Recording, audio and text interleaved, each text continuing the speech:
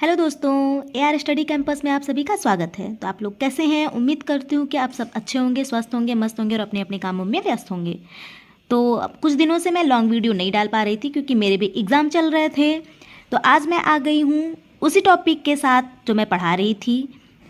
कक्षा 6 का गृह शिल्प है, होम साइंस जिसको इंग्लिश में कहते हैं। तो आइए हम उसी चैप्टर के साथ आगे बढ़ते हैं।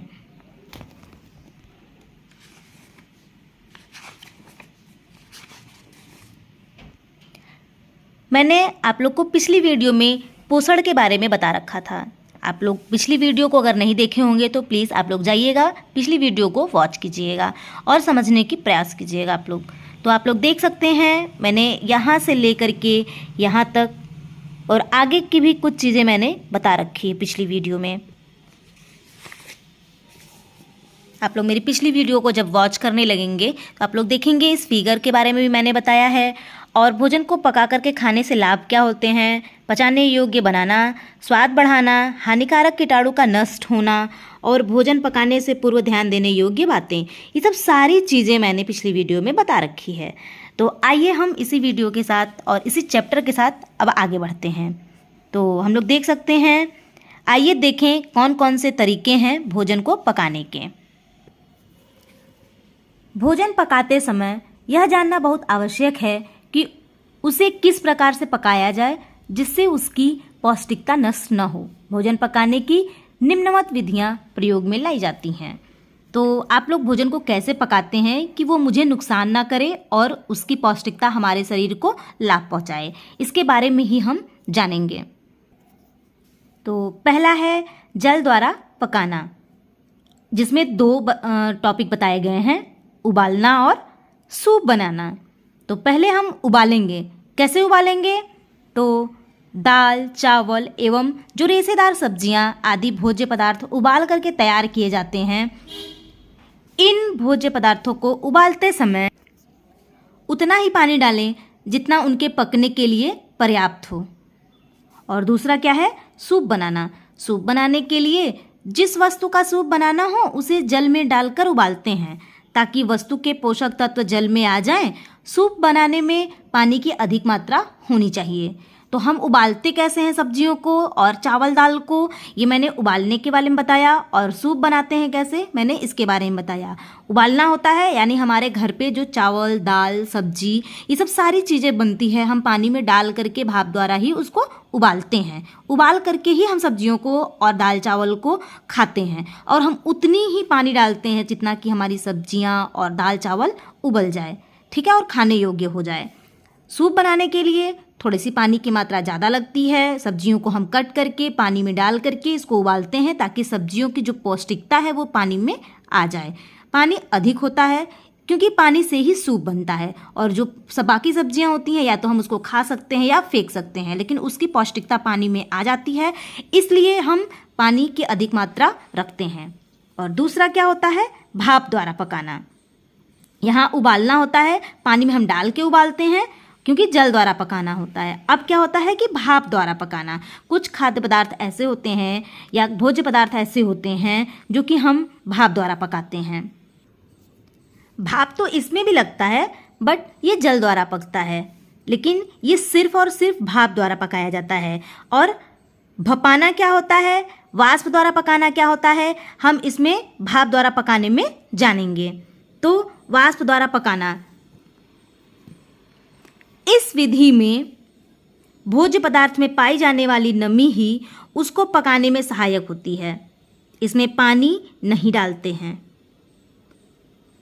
भपाना क्या होता है? इस विधि में भगोने में पानी रखकर उसके मुंह पर कपड़ा बांध देते हैं तथा पानी गर्म करते हैं। जब पानी उबलने लगता है तो उसकी भाप बाहर निकलती है। जिस वस्तु को पकाना हो कपड़े के ऊपर रखकर पका लेते हैं, जैसे बेसन का फरा, चावल का फरा, बेसन का ढोकला आदि।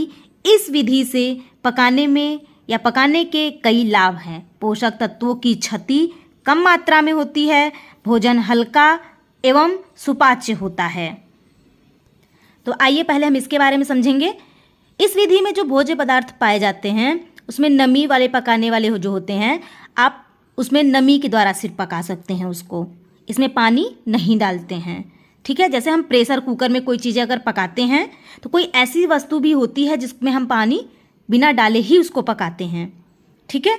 और भपाना क्या होता है, जैसे हम कोई चीज़ बना रहे हैं, हमारे घर में आप लोग फरा देखे होंगे, और चावल के फरे हो गए, बेसन के फरे हो गए, ढोकला आदि हो गया, इस सबको सिर्फ और सिर्फ भाप द्वारा पकाया जाता है। जैसे आजकल के समय में ट्रेंड में मोमोज़ है, इडली है, ये सब सारी चीज़ें जो होती हैं ना वो सिर्फ भाप के द्वारा ही पकाई जाती हैं। तो भपाना क्या होता है और वाष्प के द्वारा पकाना क्या होता है, ये आप लोगों को समझ में यदि आ गया हो तो आप लोग ये चित्र भी आप लोग देख सकते हैं। जैसे यहाँ भाप के द्वारा पकाया जा रहा है, यहाँ प्रेशर कुकर के द्वारा पकाया जा रहा है, ठीक है। तो आप लोग तीसरे टॉपिक में हम बढ़ते हैं, चिकनाई द्वारा पकाना। चिकनाई द्वारा पकाना क्या होता है, इस विधि में भोज्य पदार्थ पकाने का मुख्य माध्यम घी, तेल अथवा चिकनाई वाले पदार्थ होते हैं। पका भोजन स्वादिष्ट होता है तथा पचने में समय लेता है। इस विधि से पकाने के निम्नवत 2 प्रकार के तरीके होते हैं। हम लोगों ने चिकनाई द्वारा पकाना क्या सीखा कि पदार्थों को पकाने का जो मुख्य माध्यम होता है वो क्या होता है, घी, तेल, ये सब सारी चीज़ें होती हैं। तो आप लोग देखिएगा कि कम घी या तेल में पकाना क्या होता है।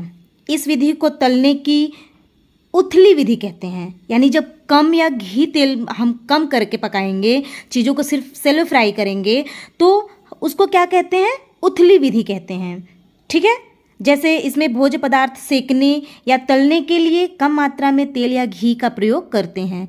इस विधि से पराठा, चिला, डोसा, आलू की टिकिया इत्यादि पकाते हैं। तो आप लोगों को ये समझ में आया कि कम घी या तेल द्वारा पकाना किसे कहते हैं, जो चीज़ें हम कम तेल में पकाते हैं। हमारे घर में पराठा बनता है, तवा वाली जो पूरी बनती है, डोसा बनता है, आलू की टिक्की बनती है, ये सब सारी चीज़ें जो होती हैं इसको हम क्या कहते हैं, उथली विधि कहते हैं।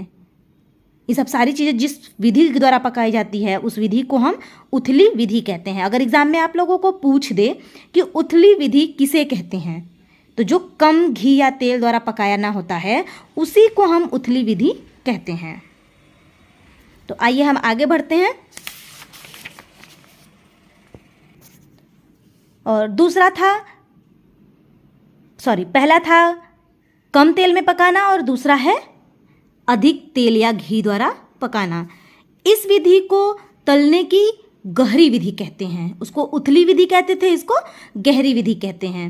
इसमें भोज्य पदार्थ तलने के लिए अधिक मात्रा में घी या तेल कढ़ाई में डालते हैं। पकने वाली वस्तु घी या तेल में डूबकर पकती है। इस विधि से पकौड़ी, पूड़ी, कचौड़ी या ब्रेड पकौड़ा तलकर पकाते हैं। तो आप लोग के घर में पकौड़ी बनती है, पूरी बनती है और पकौड़ा बनता है। ये सब सारी चीज़ों आप लोग देखे होंगे कि तेल भर भर के कढ़ाई में डला होता है और उसमें डूब करके ये सब चीज़ें पकते हैं। तो इसको हम क्या कहते हैं, गहरी विधि कहते हैं। यानी अधिक तेल या घी में पकाना गहरी विधि होती है और कम तेल या घी में पकाना उथली विधि होती है, ठीक है। और आप लोग देख सकते हैं ये तंदूरी रोटी। तो इसको हम इसमें कैसे देख सकते हैं आप लोग, ये इसका जो चित्र बना हुआ है, इसको चौथा भाग हम लेके चलते हैं। आग की आंच में पकाना, वो सब था तेल में पकाना और यह है आग की आंच में पकाना। इस विधि के 2 तरीके होते हैं, क भुनना, ख सेकना। भुनने में क्या क्या आता है ये देखते हैं। इस विधि में पकाने वाली वस्तु को आग की कम आंच पर पकाते हैं। जैसे आलू, बैगन, शकरकंद को भूनते हैं, ठीक है, इसको भुनना बोलते हैं। सेकना किसको बोलते हैं, इस विधि में आग की आंच थोड़ी ज़्यादा होती है, जिसमें तंदूरी रोटी एवं बाटी सेकी जाती है। तंदूरी रोटी पकाने के लिए एक गहरा चूल्हा होता है जिसे तंदूर कहते हैं। तंदूर की दीवार पर रोटी चिपकाकर उसकी आंच से उसे पकाते हैं। इसी प्रकार बाटी कंडे के अंगारों में रखकर सेकी जाती है। ये आप लोग तंदूरी रोटी के जो चित्र हैं ये आप लोग देख सकते हैं, किसके चित्र हैं और कैसे ये सेका गया है। खैर हम प्रोसेस तो नहीं बता सकते आप लोगों को, बट इतना बता सकते हैं कि इसके आटा गूंथने से लेके पकाने तक का नॉर्मल रोटी से अलग तरीका होता है, ठीक है। तो आप लोग देखें, उपयुक्त समस्त विधियों से भोजन पकाने में यह ध्यान रखें कि उन्हें अधिक तले या भुने नहीं। अधिक तलने या भूनने से पके भोज्य पदार्थों की पौष्टिकता नष्ट हो जाती है। तो आप लोग को समझ में इतना तो आ ही गया होगा कि किस भोजन को हमको पानी में पकाना है, किसको उबालना है, किसको आग पे भुनना है, तो किसको सेकना है, तो किसकी पौष्टिकता कैसे नष्ट होती है, कौन सी अच्छी पौष्टिकता की सब्जी होती है। ये सब सारी चीज़ें मैंने पोषण के चैप्टर में आप लोगों को बता रखा है। तो कच्चे खाए जाने वाले जो भोज्य पदार्थ हैं इसको हम आगे के चैप्टर में देखेंगे, ठीक है, आगे की वीडियोज़ में। तो अब तक की वीडियोज़ आप लोग को अगर पसंद आई हो तो प्लीज़ वीडियोज़ को लाइक शेयर सब्सक्राइब ज़रूर कीजिएगा। अब हम कोशिश करेंगे कि वीडियो लगातार आती रहे, और पिछली वीडियो लगातार ना होने के कारण मैं आप लोगों को सॉरी बोलती हूँ। तो वीडियो में लास्ट तक बने रहने के लिए आप लोग का बहुत बहुत धन्यवाद। मिलते हैं किसी नेक्स्ट वीडियो में इसी चैप्टर को आगे बढ़ाते हुए। तब तक के लिए बहुत बहुत धन्यवाद। प्लीज़ वीडियो को लाइक शेयर सब्सक्राइब जरूर कीजिएगा, और कमेंट करके बताइएगा कि गृहशिल्प कक्षा 6 से संबंधित जो चैप्टर मैं पढ़ा रही हूँ वो आप लोगों को कैसा लगा। आप लोग से संबंधित अगर कोई और लोग बच्चे होंगे तो प्लीज़ आप लोग इसको शेयर कीजिएगा और पढ़ने की कोशिश कीजिएगा, और मुझे भी सपोर्ट करते रहिएगा। Bye bye.